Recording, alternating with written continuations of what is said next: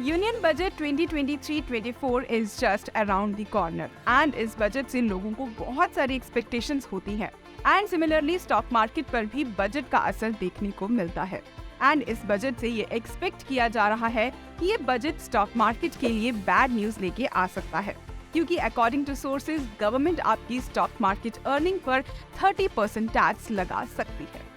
But before we go any further, first subscribe to our YouTube channel and hit the bell icon to get the notification of more such interesting content.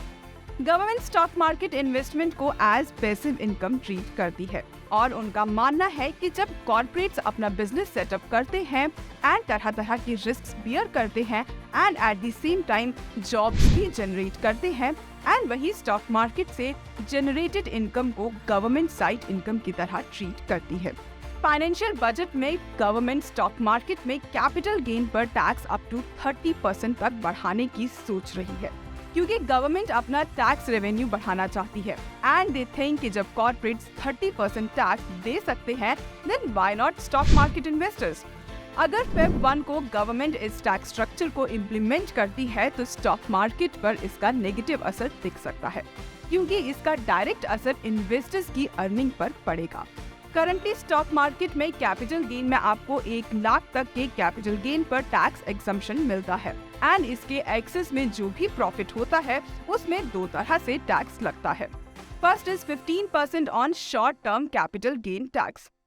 अगर आप कोई भी investment 1 साल या उससे कम hold करते हैं and अगर उसमें आपको 1 लाख से एक्सेस का प्रॉफिट होता है तो उस एक्सेस अमाउंट पर आपको 15% का टैक्स देना होता है। वहीं अगर आप कोई इन्वेस्टमेंट 1 साल से ऊपर होल्ड करते हैं तो उस इन्वेस्टमेंट पर 1 लाख के एक्सेस में जो भी प्रॉफिट होगा उसमें आपको 10% टैक्स पे करना होगा। बट अगर गवर्नमेंट ये न्यू टैक्स स्ट्रक्चर लेके आती है तो आपको 1 लाख की एग्जम्पशन तो मिलेगी पर उसके एक्सेस पर जो भी प्रॉफिट आप कमाओगे उस पे आपको 30% टैक्स देना पड़ सकता है।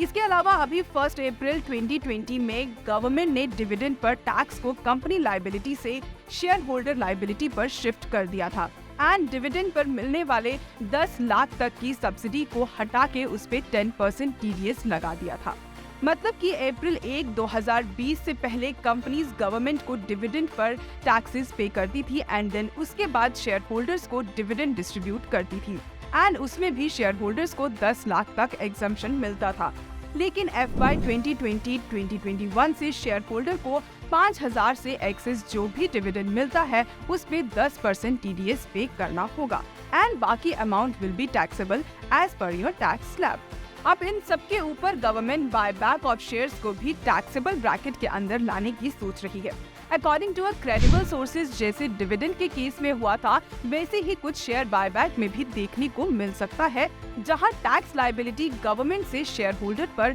शिफ्ट की जा सकती है। सो अगर गवर्नमेंट इन टैक्स लॉस को इम्प्लीमेंट करती है तो आने वाले टाइम में स्टॉक मार्केट में गिरावट देखने को मिल सकती है जो कि स्टॉक मार्केट इन्वेस्टर्स के लिए अच्छी न्यूज नहीं है एंड स्टॉक मार्केट क्रैश भी हो सकता है। I hope you like this video and for more such interesting updates subscribe to our YouTube channel.